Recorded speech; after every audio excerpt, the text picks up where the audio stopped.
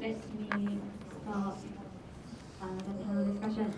And yeah, thank you very much for your participation. And oh my God, this is the last program.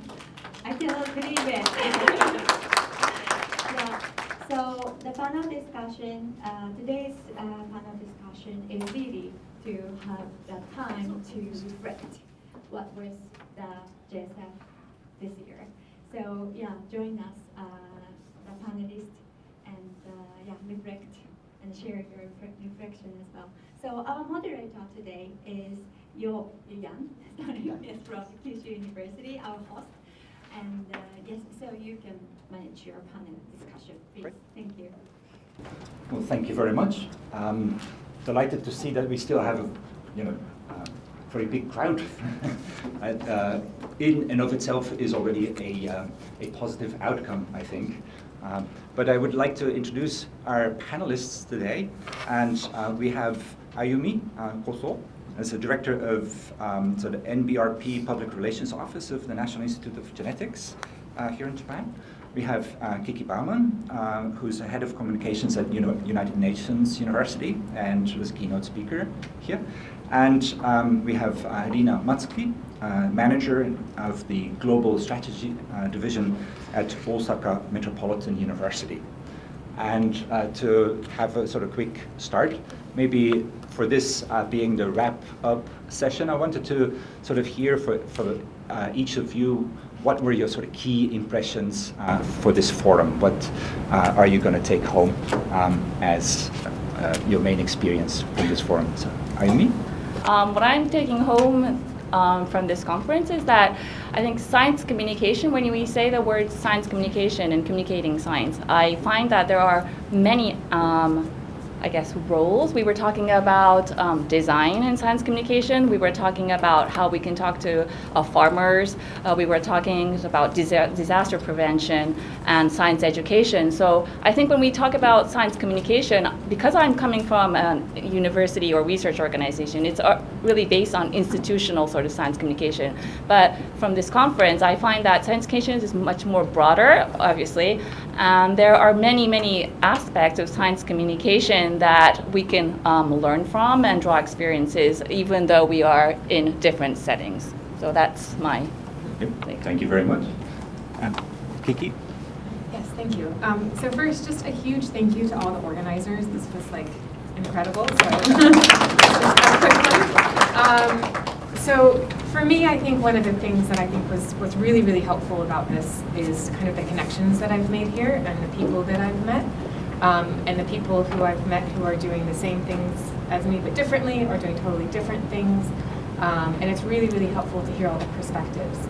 And for me, what I was really impressed with in the kind of the programming is how there was things that were really practical knowledge that I could take and use immediately. And there was things that kind of were inspirational and made me think and made me kind of question how I was doing things. So I think it really helped in terms of how I'm going to approach things moving forward. So. Okay. Thank you very much. Rina? Okay, so again, I also want to thank all the organizers and Kyushu University to have us, gather here and then have this wonderful conference. And then as Ayumi and Kiki said, I also feel like, the wide range of topics covered in these two days are really, really helpful because usually in an everyday mission, we tend to rush into the immediate issues and something we really have to take care of and then go to find the answer really quickly. So having, make our perspectives wider and then listen to different kind of, stories and experiences are really, really helpful. And then also, one thing I really want to appreciate is this conference is pretty much, constructed in a formal way, having a nice poster and then, the registration system. That makes me and then my colleagues easier to have a business trip here. It's a really private gathering. It's a little bit hard to get the budget to travel. So having this kind of nice setting is really, really appreciated. Thank you. Thank you very much. with this wrap-up session, we'd also like to sort of highlight the specific roles and perspectives of each of the panel speakers. And delighted to have Ayumi here as co-founder of the Japan SciComm Forum. So when we talk and thank the organizers, then we should thank, first of all, the people who helped set up the SciComm Forum as such. And so would you be able to mention a couple of things about what you see now as the objectives of Japan SciComm Forum, maybe the challenges? This is like 6 years into the organization. What's your take now? So if I just may go back to one of my personal reasons for having Japan SciComm Forum. So I was working as a communications press officer at a university in Japan. And at that time I was doing communication for a global audience. So my mission was to translate the science that was produced in the university to a global audience. And one day, so there was a significant research done by a researcher at this university that I was working for, and that was highly covered in Japanese media. And it was a collaborative research. And then I went and searched for global coverage. And then I found that in the global coverage, because this research was not, the press release for this lead author in Japan did not write an English press release, and the co-authors had written an English press release in English, it was covered as a story by that other co-author. So the narrative looked like it was that it was... They stole it, basically. Well, I don't know if it's stealing is a good way, but the narrative was, you could read the narrative as being a non-Japanese research finding. And I was kind of shocked and disappointed and felt, well, it must have been my role to be, responsible for all this. And I realized that maybe for Japanese researchers and scientists, going international, communicating to a global audience is really a big hurdle or something that we need to tackle. And that was my personal reason for kind of wanting to have an English language-based science communication network so we can exchange ideas, also look at the differences in local and global practices, and also be able to share or just have colleagues. So that was really about empowerment. Yes. So that was the original sort of idea of having Japan SciComm Forum. And moving from 6 years, what I've noticed is that we found this sort of forum as something where, because I was working in an institution, it was more of like a institution-based sort of science communication, as you say, from universities or research organizations from Japan. But as I just mentioned earlier, we now see science communication not just from institutions, coming from institutions. We're talking about science education from science museums, settings in agriculture, talking to marginalized communities. So I think it has expanded from what we originally... That might be thanks to the forum itself, because it's the forum that actually takes it as a conversation outside the specific universities and institutions. And so that brings in different groups of people, I guess. Right. So I think to answer your question, I think it's expanded in a way that I had not envisioned, but I think it's really a good thing that we can exchange, ideas not just on the institutional sort of science communication, but in a broader perspective, and exchange ideas in different areas. Yeah, I think you mentioned as an impression that idea of talking to farmers or going to work with children. And so in that sense, maybe this broadened idea of a SciComm Forum also means that the idea of science communication changes a little bit from just seeing it as something that's done after the science is finished and then working onto a press release, to something that is also from the beginning community engaging. Actually, just before I was chatting with a person in the audience, I think, yes, Josh over there, and he was mentioning as visiting from the Philippines and saying, I was a little bit surprised that this conference is talking about science dissemination rather than community engagement. And I think what you're highlighting here is that we're in transition. We're moving from this focus on science dissemination, to some extent even you could critique it as a top-down view from scientists, sharing their information, to a more two-way interaction. Do you think? Yeah, yes, I completely agree. I think the participants are obviously changing. We were seeing more international participants coming in. I think when we started in 2018, I think we had lots of more Japanese participants. I think it was around, more than half were Japanese participants. I think now it's changed a bit. I think that's also showing how the forum has evolved in a way. Yes. Do you see a specific step forward that you would like to see in the next couple of years? Oh, next. I was thinking 10 years because you said okay, 10 years good. you have to come back. We have to come back to the big 10 hall. years, I want to have the 2,000 people. Right, here. right. Yes. So Yeah. in order to accomplish that, I was thinking, how could we do that? I was thinking it would be nice if we, as a Japan Cyclone Forum or something, we could have a Japan-led science communication initiative coming from Japan or Asia that would cover the entire globe. that would be, I don't know what it would be, but we were talking about AI and, having guidelines for AI. Those are emerging issues that we needed guidelines for. But I'm not sure if AI is a theme, but if there could be some sort of Japan or Japan Cyclone for Asia, I don't know, but a lead initiative, a SciComm initiative, that would be great. Sounds amazing. Yeah. Good. I think you just signed yourself up. So AI came up already, so maybe this is a good moment to switch to Kiki.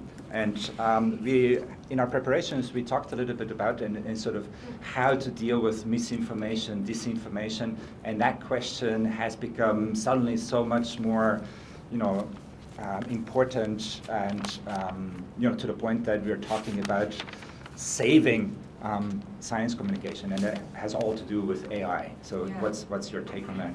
Well, no, I just wanted to, reflecting back on that panel that we had on AI, which was, am I off? No, I'm not. Reflecting back on that panel that we had on AI, I just found it so interesting. And my institute, we do a lot in AI. So, a little bit of applause for that panel. That was Yeah, really that good was one.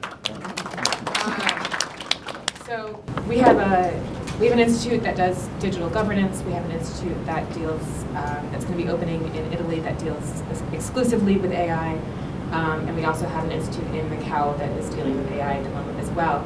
And my boss is an AI expert. He's been working in this field since the 90s. So it's something that we're really looking at and invested in and talking about in our institute. And I thought that AI panel was really, really interesting, kind of hearing all those different perspectives and what people said. And I thought what Brian said about responsible experimentation was really, I think I never heard it framed that way, and I really, really liked and appreciated hearing that.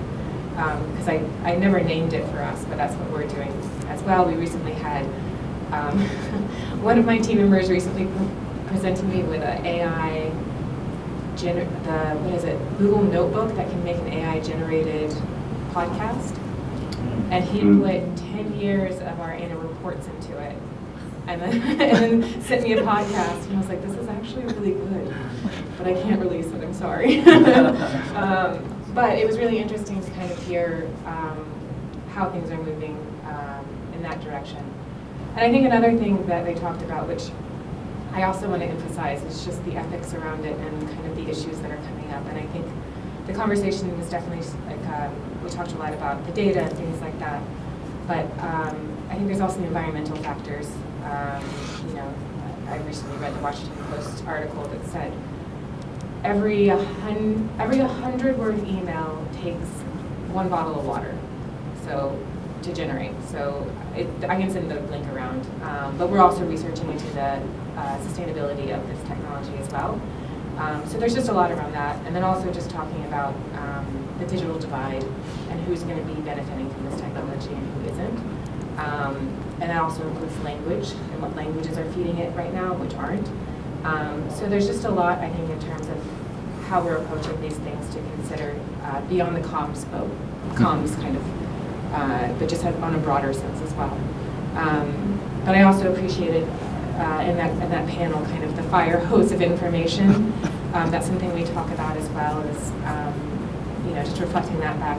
I really appreciated hearing that because that's something we believe as well. It's just we have to keep the good information flowing out. So how do you see a SciComm forum role for that? What can we do here? I mean, we had a great panel, but... Yeah, I mean, I think, just as I was like sitting in the conference yesterday, I had one of the, someone who works in comms in one of the institutes message me and be like, we need AI guidelines right now for comms. And I was like, okay, I'm on it. they're talking about it right now.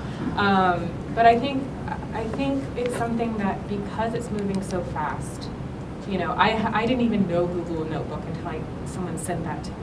I think sharing what's happening, sharing our experiences with what's happening, sharing how we're using it, sharing how we're not using it, ethical concerns. Like I think it's a place to talk about those things and kind of work through it. And I think we all know and we all don't know. And so I think it's just to have people to reflect back on and brainstorm. Yeah, I completely agree. And so in some sense, I would see AI as a dual-use thing. And it's just the same as we had nuclear energy, which can be used for good or bad. We have AI, which can be used for good or bad. Yeah. And so there's two elements to that maybe. So one is to empower the good use and to mitigate the risks from bad use. And that's what we talk about a lot, is just how do we improve the good and how do we mitigate the bad, because there is a lot of risks in it. Right. Yeah, as if I'm allowed to a sort of cognitive science note, I always feel uncomfortable when we talk about AI because there is nothing intelligent about something that gets used as a tool. And so in that sense, the conversation was always about we use AI as a tool. And I think going forward, some of the risks are when we are not able to contain AI to the point of that we control it as a tool that we use.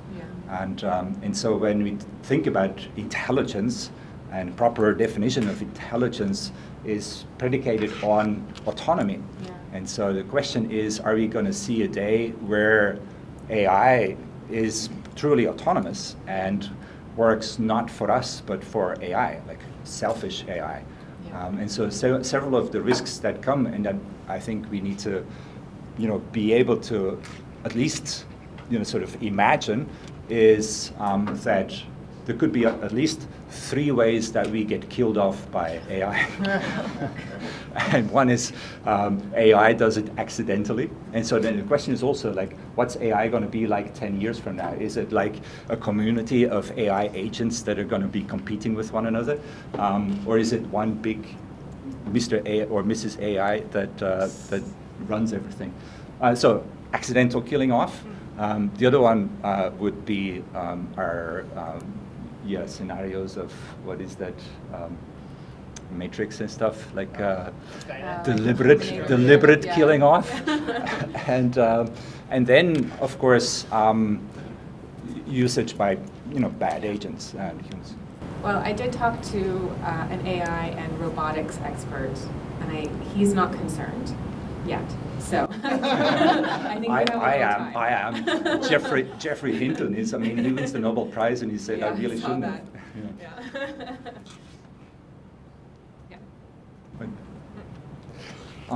So I think at some point, maybe if anybody feels like they have something they want to add or a comment, we're very open to having this as a panel discussion that also invites the audience. But I'd like to ask Rina a couple of questions. So your role here is also very much as an administrator, somebody who from an institutional perspective looks at how you can provide opportunities or manage your institutional approach to science communication. So from that perspective, what do you see as your sort of most immediate challenges? Okay, so as I was introduced, I'm an administrator who could be transferred to the, for example, accounting, sector tomorrow. That's happening. Mm-hmm. So that's actually one challenges I face. So in Japan, in maybe typical universities, PR section is created with, membered with like regular Japanese administrative staff members, plus in some universities, maybe some specialists, science writers or graphic artists, but the structure is quite weak, and then also, especially in the international PR, science communication section, is pretty new notion. So the university executives, maybe not young, but some of the, I should say, executives have a hard time to understand the needs and then, the reason of maintaining such a, section in the university, because most people tended to be satisfied with the translation of Japanese original draft into English and they put onto the English website. That's the kind of goal for many of them. So in order to run effective international or international science section, science PR section, and I had to struggle to keep budget and then keep given the authority to hire specialists, especially English native speakers, science writers, and so on. So so basic understanding of the necessity of such action was very challenged. And then also Japanese employment system or hiring system is a little bit different from the overseas countries. It's well, recently it has been changing a lot, but basically you have to get into the institution and then you're gonna be lifelong employed, and then you're gonna be transferred to many sections, and then it's hard to foster the special skills or to cope with the really rapidly changing, social, condition.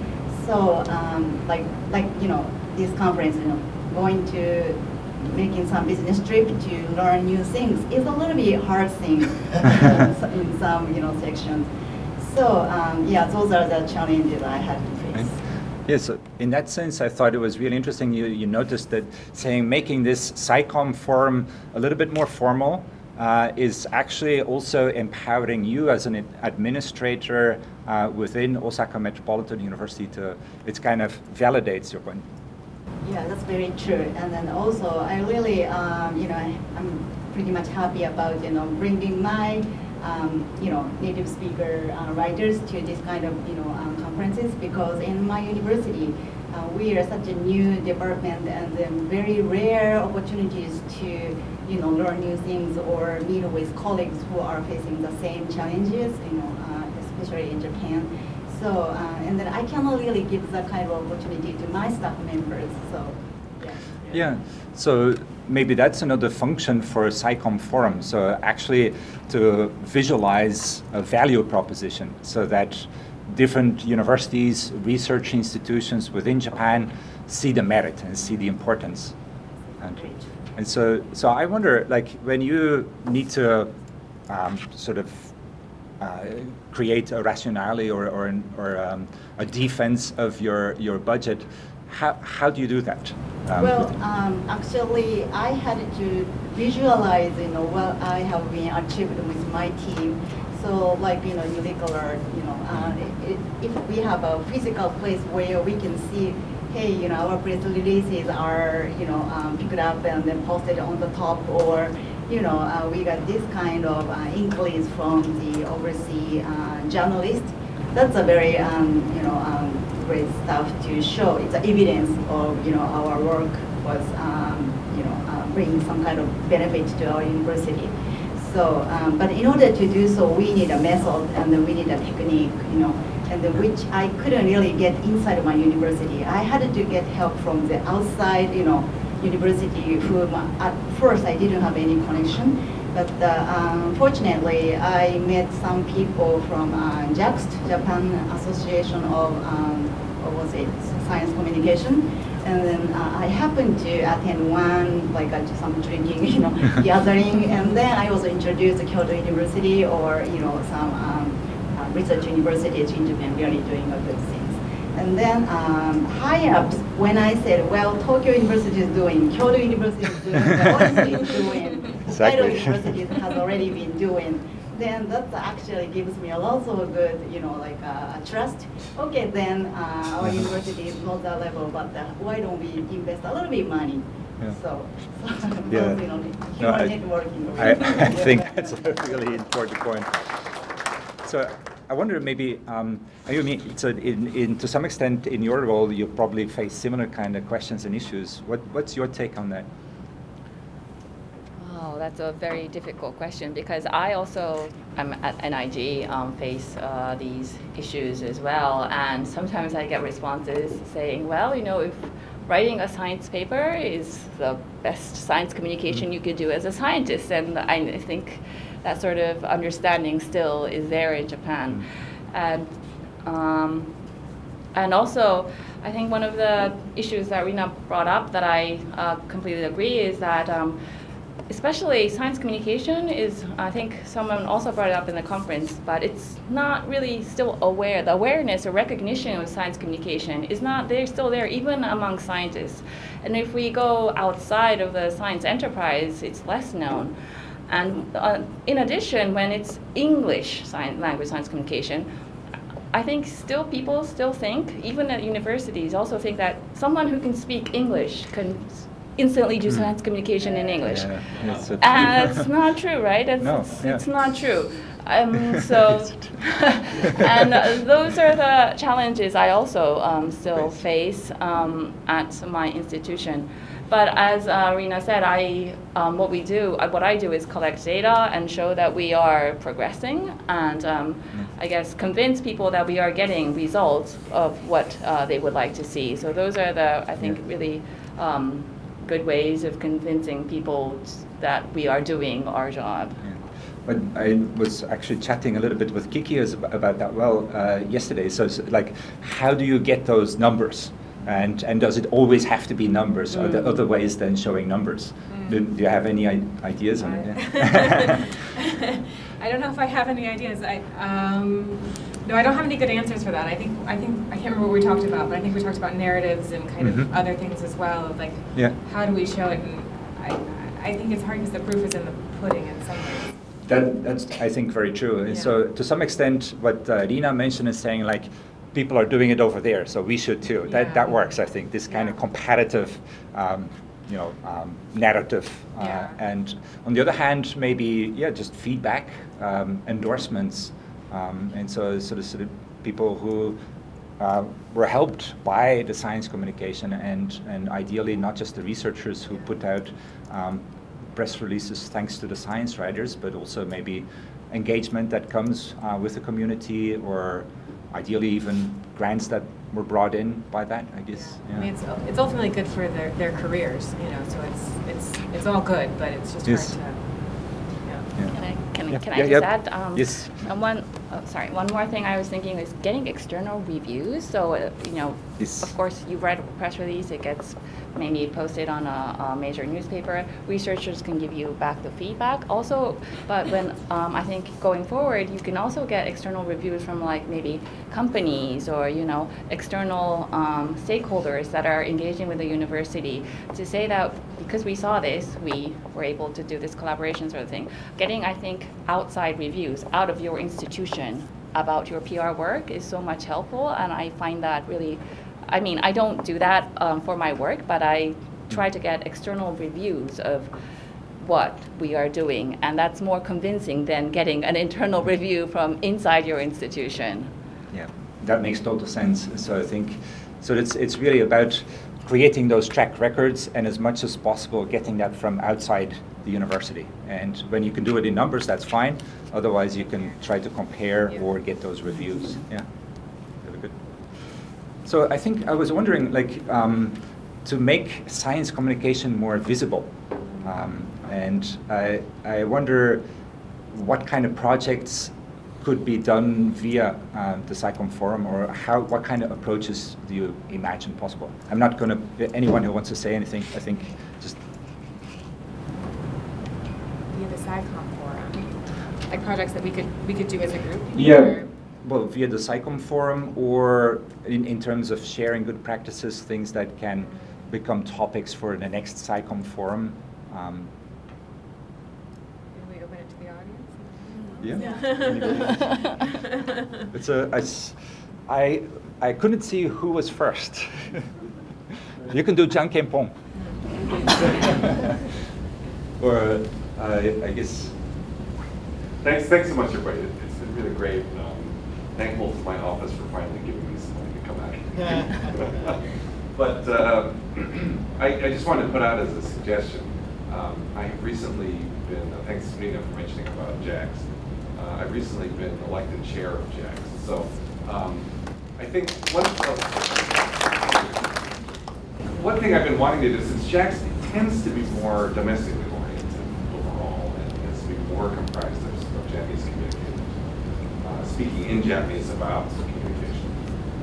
I think it'd be kind of nice to have more actual interaction with JSF in some way, and we can talk about how we can do that. I know that, for example, Tomomi is now also one of our co-chairs of JAX, so at this moment she's actually wearing 2 hats.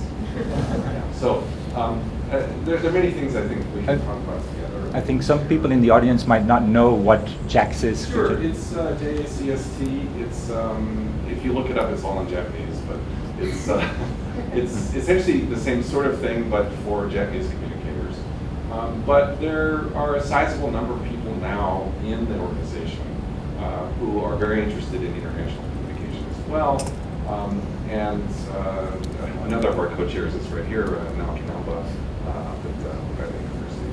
And so right from the start, I mean, there's been a lot of interaction already, but I think plugging into what's going on in Japan, which is a little bit different, and then also sort of maybe feeding each other useful information is a good healthy way to move forward. Yeah. Thanks. I would say thank you very much. Let's just do that. Absolutely. Yes. And so, because I think also in terms of managing the science communication, sort of international oriented in English and domestic in Japanese, it just makes total sense to try to integrate that as much as possible. So given that there are already structures existing, so let's just do that. Yeah, one of the areas that I am interested in when it comes to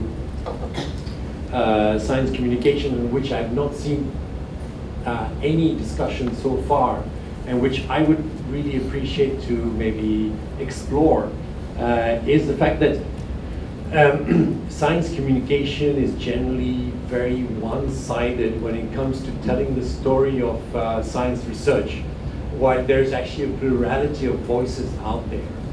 We've seen this a lot with the pandemic. And what happens, we see it also with the global warming. What we see is that a number of legitimate and serious scientists who question the one-sided story that is being put out there with legitimate questions are often relegated to sources of news outlets which are quite dubious, who mix and paddle into sort of serious research as well as fake news, and this alternative voice gets lost in that thing, which I think is a little sad, really, to see some genuine questions which are worth being disseminated out there and communicated properly. So I just wanted to put it out to the panels. Do they encounter this situation within their own work when it comes to actually defending the need to communicate a plural view of science, and what can be done to try and remedy this issue? Well, I have a couple of thoughts as well, but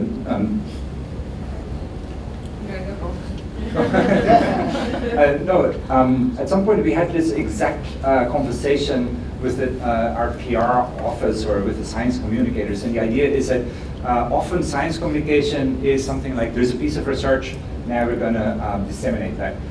But you could look at it from the other angle and think about problem or issue-based, and you could say, okay, here's an issue, here's an emerging pandemic, and now bring several experts to the table and have an intelligent and sort of science and knowledge-based conversation that exactly sort of represents these different perspectives. And I think that kind of sort of informed forum on an issue is something that we could organize, and it's possibly something that we could even do within Japan SciComm Forum. And so we could, so today and yesterday, I think all of the presentations were basically meta, so basically about science communication. But it would be perfectly possible to create an occasion and to look at an important topic and now do so with several experts that we invite for that purpose.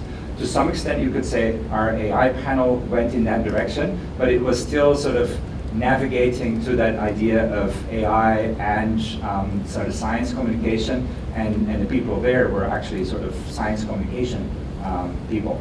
So we could go one step further, and it was just an idea, but to say like, okay, let's talk and bring in some scientists and experts and deliberately try to bring in that plurality of voices, but have you know, a decent level conversation about that, where we don't have to deal or have to, where we can focus on the plurality. So I don't know what other people might think about that.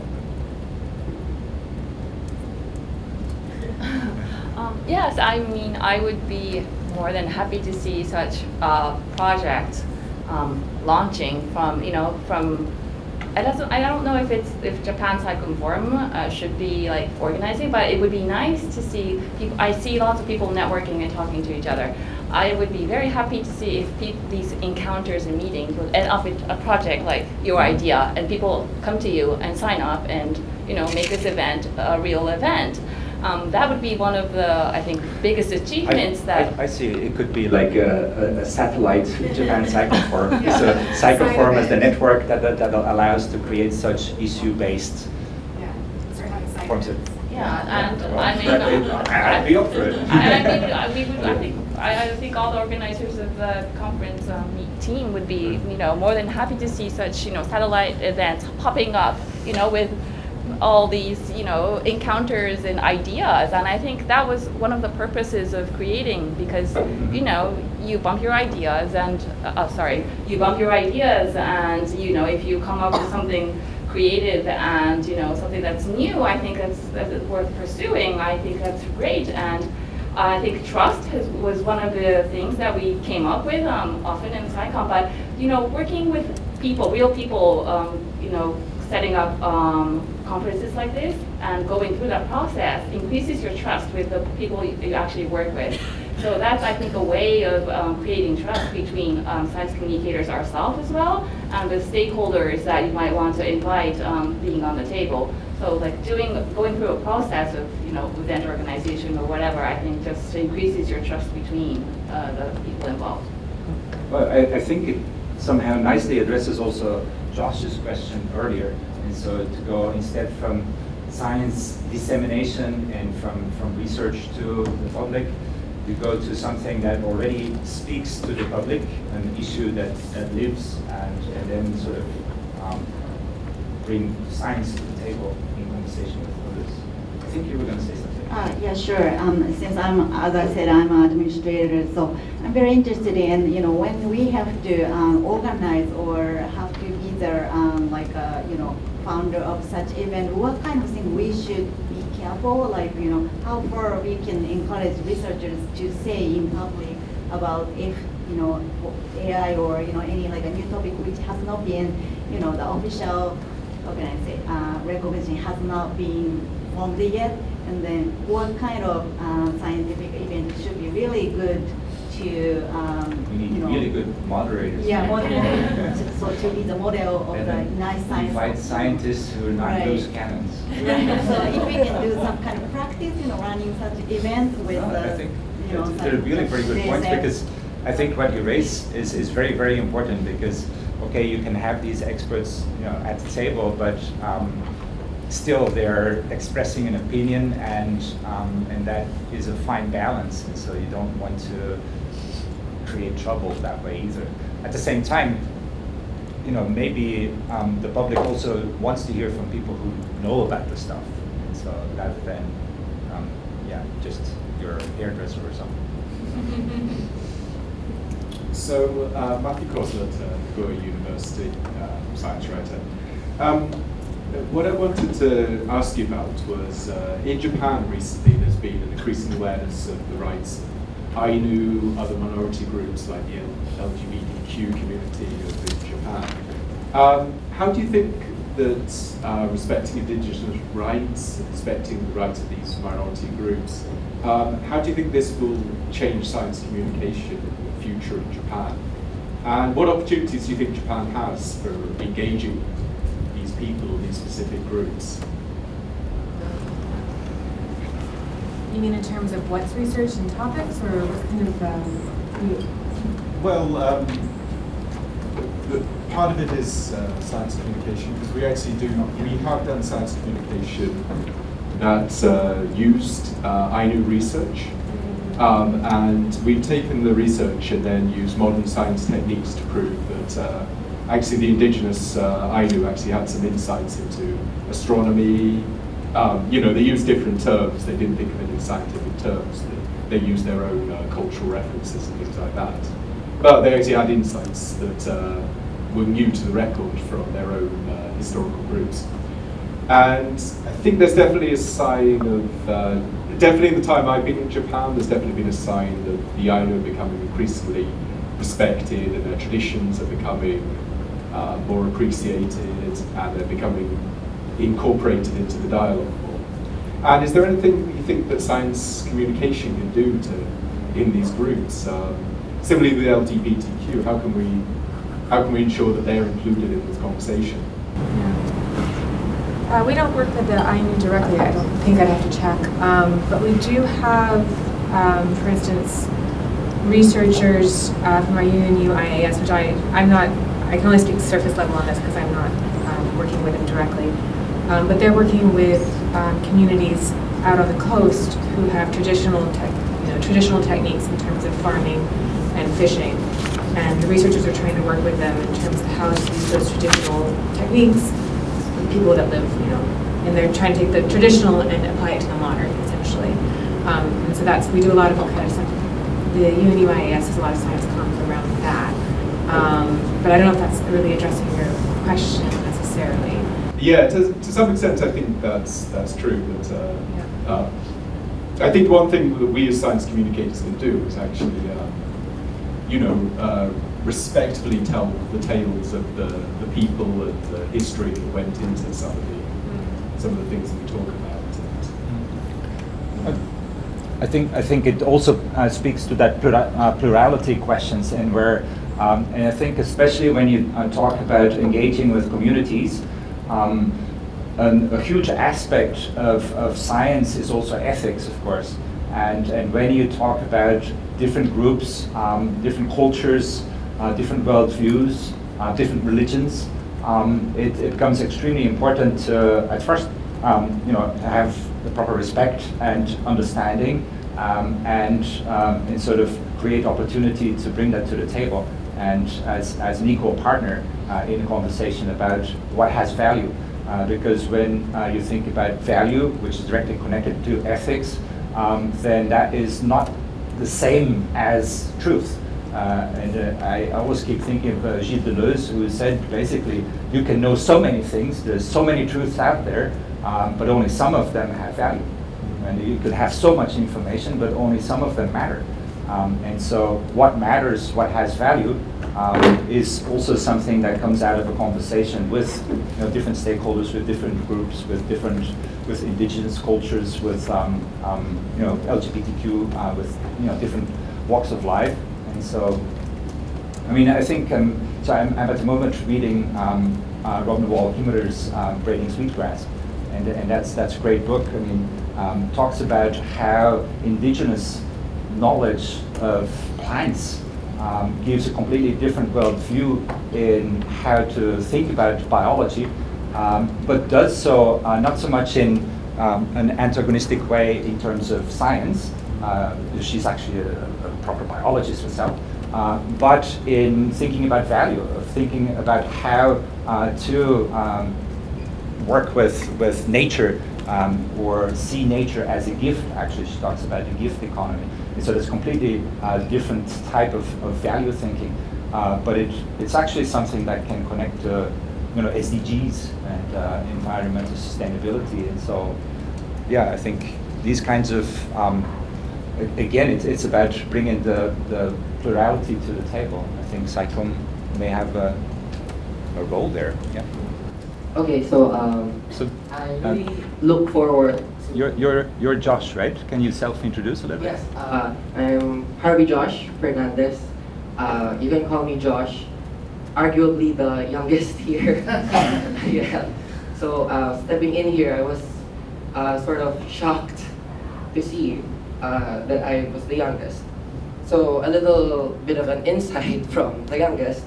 I really do look forward to more science communication forums, especially with what I've opened with Sir Johan about communication the other way around, wherein we don't just communicate to the communities, the scientists don't just communicate to the communities in some way also need rapport to communicate with scientists. So something I do want to look forward when this is integrated to future science communication forums, or even as you guys practice science communication. By the way, I'm an undergraduate student still, so I'm really lucky to have this opportunity, and I really look up to all of you professionals here. So when you integrate this, something about engaging with the community is that there is this need to institutionalize the other way around of communicating the sciences, wherein the community is able to communicate with the experts. Because from our major, which is development communication, we tend to learn this, we tend to pick up on this in practice. But the thing is, in pragmatism or learning through practice, is that there's this ethical dilemma that we often engage ourselves, which is, are we actually immersing with the community, or are we doing this for our own personal gain, which is to learn how to engage with them? Are we studying them as if they are guinea pigs? So that's our ethical dilemma. So science communication forums that dabble on this aspect of communication is something I really look forward. And also another thing is something we've always prompted in our field of study is what's next after communication. So our last contributory talk was actually really insightful in assessing, having a metric system for assessing press releases, and that's really nice. But it's not just what's next for the science communicator after the science communication has taken place, but also what's next for the communities, what's next for our audience that we are communicating to. That's something that we tend to, that's something that we are keen on studying and designing ourselves. So integrating these in more science communication forums, I think would really help in developmental studies as well. Great. Thank you. Yeah, thank you very much. I think you're making the point very clearly. So it's science communication. Science communication is all about two-way. It should be two-way. And so it's true that at the moment, the SciComm forum, the way it is set up, and also maybe the way science communicators have operated or have been put under pressure by institutions have traditionally been one way. And I'm kind of looking at Rina because it's already hard enough to sort of say that we have to have these science communicators doing the one way, it's going to be a very difficult pitch to our executives to do it two-way. But having said so, I completely agree that we need to do it. And maybe that's the place where we have to start realizing that science communication is not just a PR thing. And what you're talking about is much, much more ambitious. And, but, you know, I completely agree. Sure. I mean, that reminds me, you know, I think it's Niger's, you know, presentation in science is not finished until it's communicated. You know, that quote is great. I'm going to use this quote too when I have to present to the high-ups to give me more budget. So, yeah. So, I mean, it's for the social good, you know, to protect people and then, you know, doing more, you know, bright future. Science should be used for that direction. So, yeah. I'm Danny from Kyushu University. Yeah, I was going to say, like, the idea of, like, more two-way communication from JSF, and I was trying to think about how we could implement this. Like, would there be a way somehow of bringing participants from different outreach projects or something like that to JSF to kind of give their thoughts on what works or what didn't work? I don't know, I was wondering what Ayumi thought or something like that. I'm completely open to any kind of suggestions that we haven't pursued. I think, you know, I think domestically there are many public engagement projects that are going in Japanese, and I think that the thing is that because in Japan we have, I mean, scientists have the vocabulary in Japanese to talk about science in Japanese. A lot of science goes on in Japanese, but that doesn't cross the border of going into the English language international sort of global space.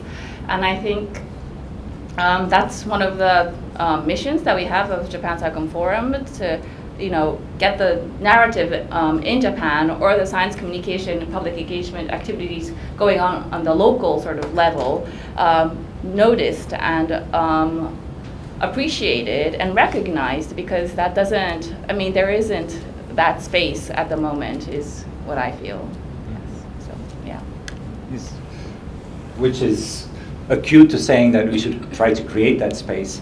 And so I think, I mean, to some extent, my role is a little bit like Rina's. And one of the things that I'm thinking forward is that I have this interest, of course, in science communication, but I would also want to see it very much as a part of the internationalization or the globalization of university, and as well as the endowment and the funding of universities. So one thing that's happening a lot for Japanese universities is that we're being put more and more under pressure to rely less on government funding and to be more self-reliant on bringing in the money. And so that means we need to be able to engage with industry, with communities, even with crowdfunding. We need to engage with the communities to see what they want and what they're willing to, you know, help invest in to make move. And so that's also part of science communication, I think, and especially this two-way communication, and see, you know, what in different communities and different stakeholder groups, where is the need that can be identified, and where can scientists and farmers or children or indigenous people or, you know, LGBTQ or whatever group, how can they actually sort of create a project together, that element of science communication from the beginning then. Thank you very much. Kaoru from Doctors Without Borders Japan. I can't agree with, you know, more than what you just said. When somebody threw in a question as to how this, you know, Japan Science Forum can develop, you know, or evolve in a short to long term period, you know, I was thinking hard and hearing from Rina and others about this sort of, you know, like budget pressure. Perhaps, you know, for the next JSF 2025, we can bring in, you know, somebody from like Ready for other kinds of crowdfunding platforms to see, to share with us some of the successful, fundraising programs that involving a scientist who has, reached a goal figure, or even, somebody from overseas foundations such as Simon, or even in domestically we've got, Canon and, Kyocera. They are always looking for, a budding seeds of something that can, turn into a big tree. So it's not like we are always seeking, going after, yen or dollars, but it'll be interesting for us to connect the industry and scientists and see where, we can find those perspectives. Yeah. Negaro informs me that we have 2 minutes left. Actually 2 minutes, 22 seconds. Very the same thing to the Lisa. I'm Hiroko Komiyama from National Astronomical Observatory, Japan. So astronomy field is a very, very narrow field of the science. And one of the research I just talked last week, and he said that he is working on the fundraising rather than the research. So he also very impact of the fundraising and also get the money for the research, but still in a wish to provide to the internationalism, to PR to overseas, but still inside domestic, very PR section is thinking in mainly the domestic. I think it's try to get the overseas fundraising or the collaborators to get the money for research. so maybe this kind of the forum is good for the researchers also joining to make a connection to the fundraising thing. So it's a good thing. So yeah. Good. Maybe one last intervention. Just another example, we have someone who actually did that very successfully. He set up a science, after not getting that paid, he set up his own citizen science project at Lauwereyns. He actually spent 2 years at ECAG and then returned to Kyoto. So then there's another person who's actually done something connecting with actual citizens to help them measure data and so on. They donate. Great. Thank you very much. We have a lot of homework. So we're going to work together with JAXT. We're going to work on the plurality, issue-based. We're going to work on the two-way communication. We're going to work on connecting to industry and stakeholders and bringing them to the conversation right away from the beginning when we start our research even. So we need this SciComm forum very much. I have 4 seconds left, so I have to just say thank you very much, everyone.